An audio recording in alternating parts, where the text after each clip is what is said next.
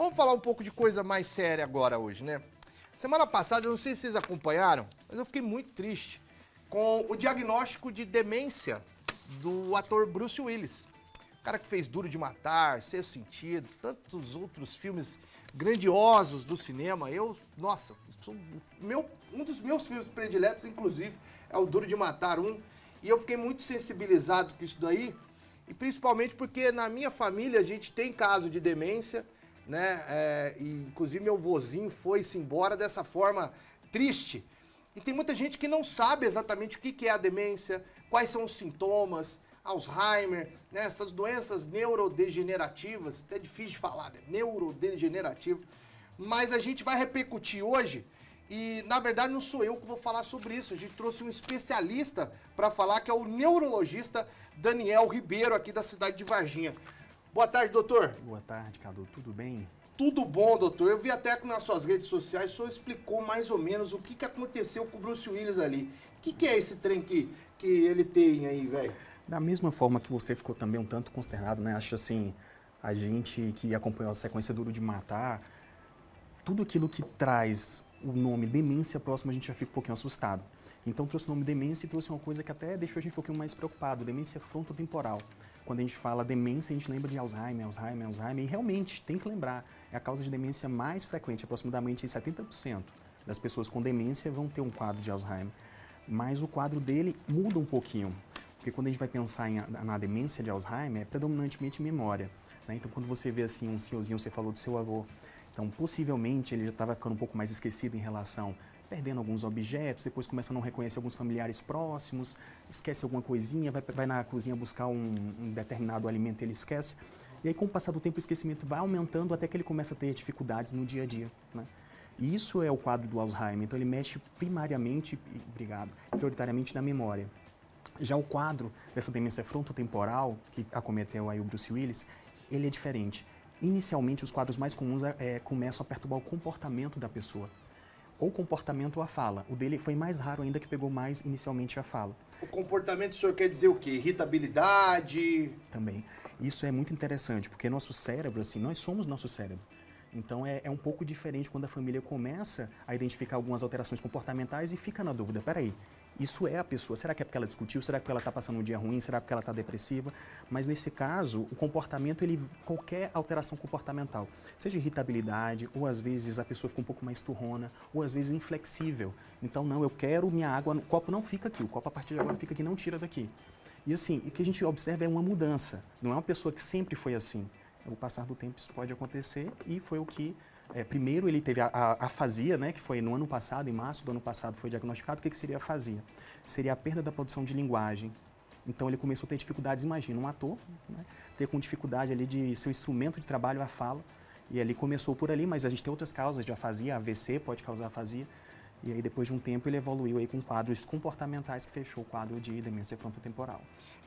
Isso da afasia foi uma coisa até que pegou todo mundo de surpresa, né? Isso. Que veio o diagnóstico, a família segurou um pouco, ele ainda estava trabalhando, estava fazendo, né, as atividades dele, só que não conseguia memorizar, não conseguia mais guardar as falas dele, né? Como o senhor disse. Como um ator, que a principal ferramenta dele é a fala e a memorização, ele já começou a perder ali.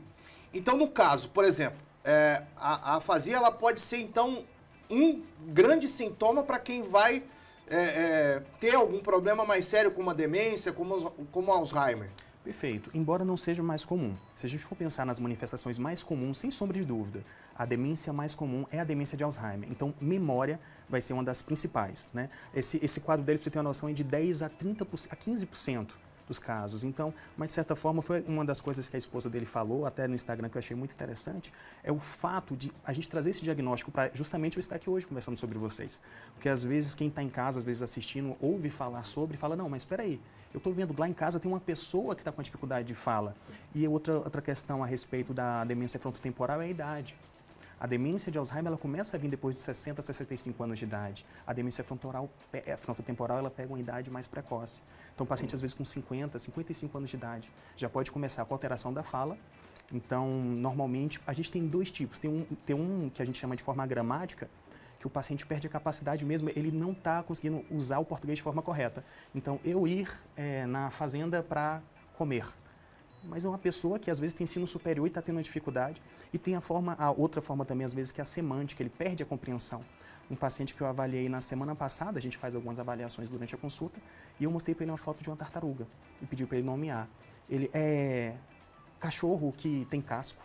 Nossa! Então foge essas palavras. Eu estou falando de uma pessoa de 56 anos de idade com escolaridade bem desenvolvida.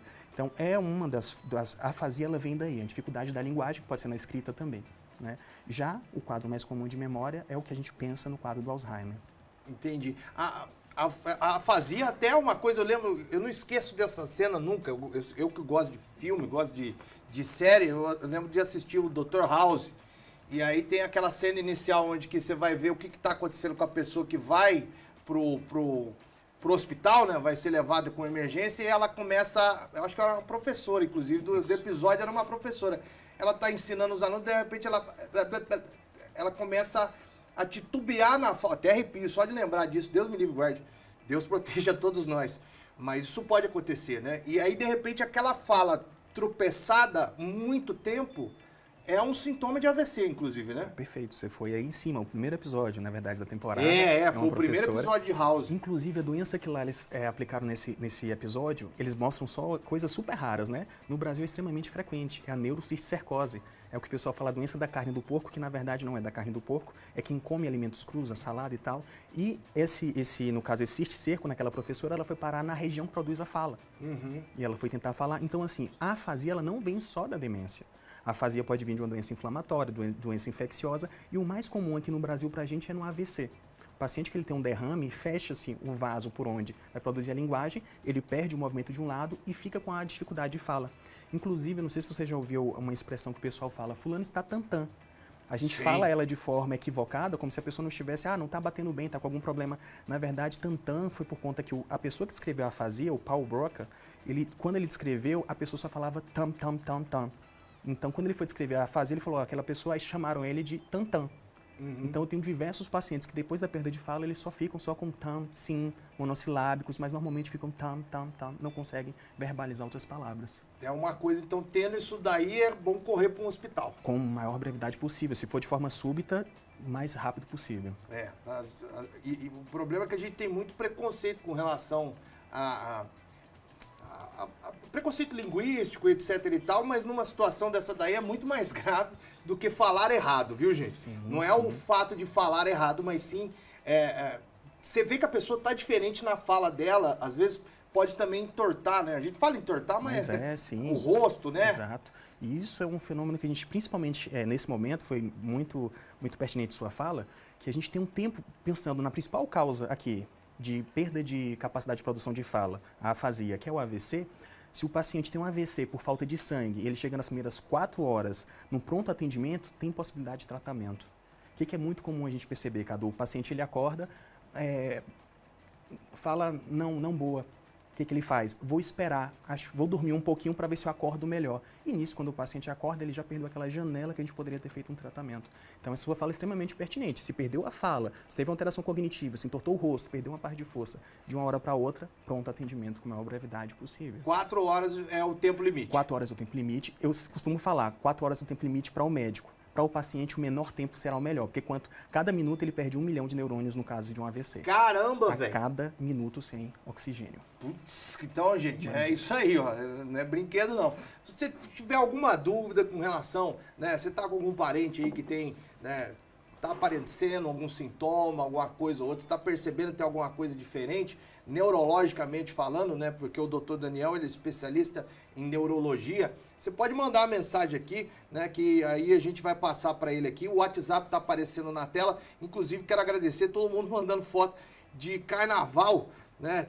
Foto de carnaval, tem a Lenita que tá mandando foto da bolsinha que ela comprou para cachorrinha. É isso aí, muita participação. As imagens que a gente não conseguir dar hoje, né, sobre a questão das roupas, das fantasias, amanhã a gente vai trazer, tá bom? Então aí amanhã você também assiste o Fala Minas, que amanhã o Fala Minas, inclusive a gente vai trazer uma nutricionista para falar sobre ressaca de carnaval. Então nós vamos dar umas dicas boas aí para vocês pularem né, a quarta-feira de cinzas mais tranquilo, né?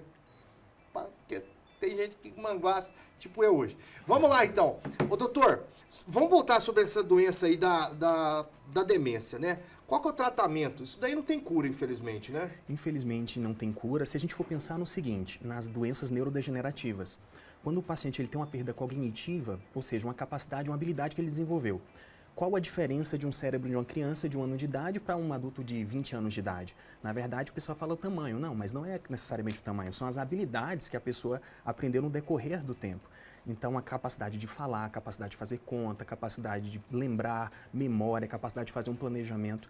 Quando a pessoa tem uma perda de uma dessas funções e ela começa a apresentar isso de uma forma súbita, está estranho. Isso é muito comum o paciente às vezes procurar a gente e falar, olha, meu pai está com um problema de uma demência de um dia para o outro, está com Alzheimer. O Alzheimer ele não acontece de um dia para o outro. Tá? Então, assim, a gente tem algumas causas de demências reversíveis e isso é importante as pessoas saberem, porque às vezes deixa de procurar o médico falando, não, já sei Alzheimer. Por exemplo, um paciente que ele está com deficiência de vitamina B12. A gente vê as cirurgias gástricas hoje que a pessoa faz para redução de estômago e diminui a absorção de vitamina B12. Então pode acontecer a pessoa jovem começar a ter perda de memória e com essa perda de memória a pessoa ter um quadro demencial tratável. Algumas infecções, né, sífilis, HIV, são infecções tratáveis que podem causar isso também. Mas infelizmente a maioria das demências, como Alzheimer, a demência frontotemporal, a demência de corpo de Levy e a vascular, elas não têm um tratamento. A gente controla os sintomas para diminuir o sofrimento para a família. Sofrimento para todo mundo, né? Eu lembro do meu avô, quando ele começou, ele caiu, né? O que é muito comum para idoso, sofreu uma queda, quebrou o fêmur, e aí dali para frente, porque ele ficou muito tempo acamado, ele foi, acredito eu que ele já tinha alguma propensão para a doença neurodegenerativa, e aí foi só ladeira abaixo, porque ele ficou muito tempo parado, acamado. E aí a cabeça dele foi piorando, piorando, até chegar ao ponto de que ele não conseguia mais falar com a gente. Né? Então, ele já não conseguia mais falar. Então, era uma coisa que a gente tinha que entender, interpretar sinais dele ali, que foi até um baque muito grande pra gente, muito jovem ali, ter que cuidar com essa situação. Para uma pessoa que está nessa situação, existe um grupo de apoio? Existe algum lugar que a pessoa pode, além do neurologista ou do médico, geriatra, para cuidar dessa pessoa? Porque eu penso assim, a pessoa que está com a demência, ela sofre pra caramba, mas é um sofrimento mais silencioso. Mas quem está em volta também, que eu falo isso por experiência própria, é um baque, cara.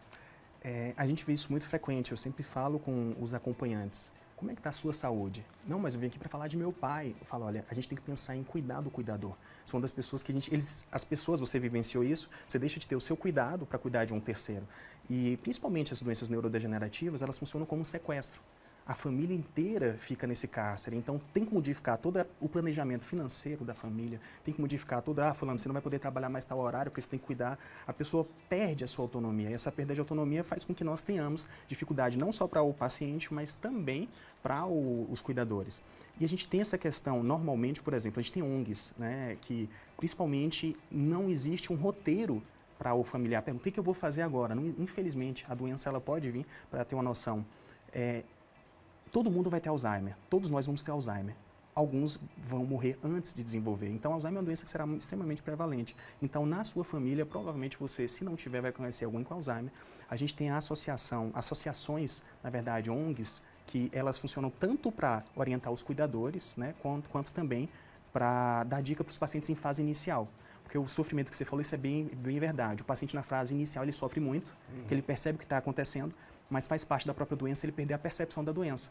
Então, daqui a pouco ele está, a família inteira chorando e ele sempre olhando assim sem entender o que está acontecendo, né? Mas existem associações, uma das associações que a gente recomenda, se vocês colocarem alzheimer.org, é uma associação excelente com indicações para cuidadores e para os pacientes também. Tem uma pergunta que eu não entendi muito bem, mas vou tentar, né, falar aqui, que é a participação do José Ivan de Três Corações. Boa tarde. O tratamento com LDN e também com MMS traz melhoras, contenção de evolução ou qualquer benefício para essa doença neurodegenerativa? Essa sigla que ele botou, LDN, principalmente, é Low Doses Naltrexone. É um tratamento que a gente fala que ele não segue uma linha tão tradicional. E tudo que eu vou falar, eu não posso falar por opinião minha, eu tenho que falar o que a gente tem de evidência científica. E não tem ainda evidência científica para esses tratamentos. O que a gente tem hoje de evidência científica, que inclusive quem está em casa pode e deve fazer, né? Se a gente observa que a gente, tendo ou não na família, a gente tem uma predisposição à doença de Alzheimer, existem algumas questões básicas e simples. As pessoas procuram muitos suplementos, procuram às vezes medicações caras, enquanto tem algo que está extremamente ao nosso acesso. A atividade física é a prioritária e atividade cognitiva. Então, a pessoa socializar, conversar, a pessoa participar de grupos, a pessoa escrever, a pessoa ler um livro, aprender um instrumento musical. Sudoku. Nossa, meus pacientes, uma paciente minha eu não esqueço, ela teve um AVC, de quando ela ficou internada até o final da internação, ela com a palavrinha cruzada dela. Ela entrou afásica e saiu já com as primeiras palavrinhas. Foi uma coisa linda, cara. Então, realmente, isso tem muito mais evidência científica do que essas medicações, ginkgo biloba, low doses naltrexone, entre outras. Tá certo. Doutor, a gente poderia ficar mais um tempo aqui batendo papo, mas a gente tá com 1 minuto para encerrar o programa. Quero agradecê-lo. Você que tem dúvidas, entra na rede social do doutor Daniel aqui, que ele vai, com certeza, pelo inbox ali, responder as suas dúvidas. Doutor, muito obrigado. Deixa suas redes sociais para quem quiser te seguir. Eu que agradeço o carinho, agradeço por estar participando. Então, assim, eu tiro algumas dúvidas, @drdanielribeiro.neuro. Inclusive, estou falando bastante sobre cognição e demência lá na minha rede, no Instagram.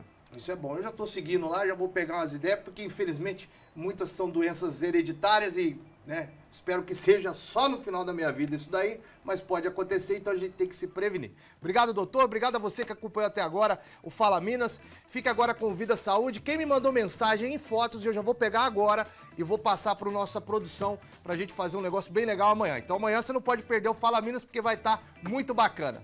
Até mais!